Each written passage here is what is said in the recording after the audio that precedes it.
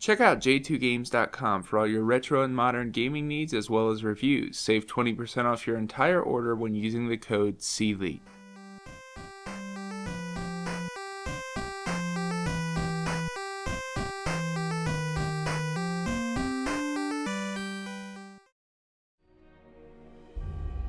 I write to you, my young friend, with urgent news. For many years, Jane Cassander has hunted you, as she hunts for all the children of the Legion.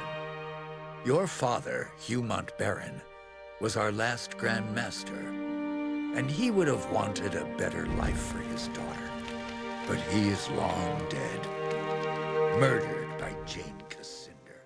My name is Tony from the Classic League Gaming and Electronics Podcast, and I want to welcome you to another edition of Classic League Reviews. This video has been recorded with the Hauppauge HD PVR. Today I'm reviewing Dungeon Siege 3 for the Xbox 360 and PlayStation 3. This game was developed by Obsidian and published by Square Enix. Obsidian has developed some of my favorite RPGs, and Square Enix is a great publisher, so I've been really excited to review this game since hearing the news that this great team has taken over this franchise. I'm even more excited that this franchise is finally making its way to consoles. In the story of this game, you play as a member of the 10th Legion, a once honored clan who protected the kingdom of Ebb. The 10th Legion has been destroyed, and the current leader of the kingdom, Jane Cassander, is plunging it into darkness. Your mission is to help rebuild the 10th Legion and to save the land. Now, there are a lot more details to this story, and this game has a great story that draws you right in, but I'm not going to give away any more spoilers. As far as gameplay goes, Dungeon Siege 3 is a dungeon-crawling hack-and-slash RPG.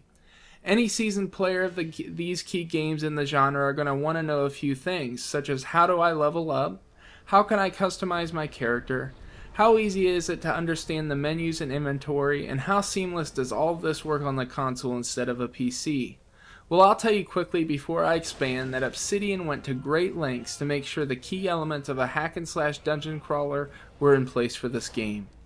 To start the game, you choose one of 4 characters who are somehow tied to the 10th Legion, either Lucas, Anjali, Reinhardt, or Katarina, each with their own balance of strength and weaknesses when it comes to combat and magic. Although the overarching story of the game is the same theme, playing with each character customizes the story and experience of the game, giving you a lot of replay value. Now, when you first choose the character, there are absolutely no customization options. The characters are preset with strengths and weaknesses, and you choose the one based on the description that you are most intrigued with. But that's the beauty of this game. They give you an already established character with a story at the beginning, but you build and customize that character as the game goes along. And you do this based on the style of character and play that you most desire. Now, as you begin the game, your character gains experience and levels up, and he or she will level up automatically. Once you level up, you're taken to the abilities screen.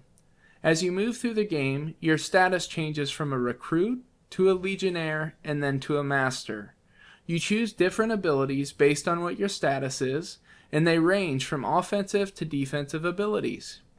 Each time you choose an ability, you get to customize that ability with a proficiency. For example, if I choose to upgrade my character with a Blade Rush ability, then I can choose to either give my character's ability the Lightning Strike proficiency or a proficiency that deals 20% more damage. So not only do you choose an ability and a proficiency to complement that ability, but you also get a talent each time you level up.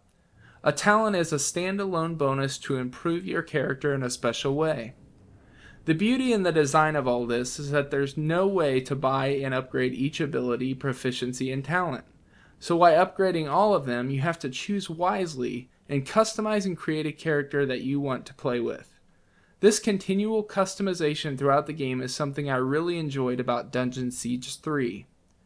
Now, throughout the game, you also collect loot, weapons, armor, and more to customize your character, and you can buy and sell those items in different towns throughout the game. All of the leveling up and menus concerning items collected, weapons, armor, abilities, proficiencies, and so on are put together incredibly well, with great descriptions that are easy to understand, so you don't have to waste a lot of time leveling up your character. The reason I spend so much time explaining this is because I really can't stress enough how fantastic the menu and leveling up system is in this game. Obsidian took what normally is a challenging genre to transition to the console, and they made it happen in a user-friendly way. As far as other gameplay elements go, there are 2 camera options, both from a distant third-person perspective. The camera worked well most of the time, but you'll occasionally run into an awkward spot where the camera seems kind of wonky, but that kind of comes with the territory in this genre. It is a hack and slash game, so you're going to spend most of your time attacking hordes of enemies on your quest to restore the Kingdom of Ebb. You're going to collect a lot of treasure, build your character, and battle increasingly difficult enemies and bosses. Although, as most dungeon crawlers, this is a fairly linear experience, there are a lot of hidden treasures and side quests to keep you busy. There's also multiplayer in this game. Dungeon Siege 3 offers local or online co-op. Up to 2 players can play on the same local console through the campaign and can join in and out of games as they wish. Up to 4 players can play online through the campaign and can join in and out as they wish as well. No 2 players can play as the same character in multiplayer mode, but 2 players can play on the same local console and can join others online. The addition of local and online co-op is a great fit for this game. I had a chance to test it out in both models for the review, and I was pleased at how streamlined the experience was. As far as graphics go, that was probably my biggest letdown of the game. They're not horrible by any means, but they're just not as crisp as I come to expect in this generation. They still have an awesome art style for the story of the cutscenes, and that was great, but in the game, the conversations and just overall graphical polish wasn't there. But for me, graphics are not a deal breaker and did not hinder my experience in this game.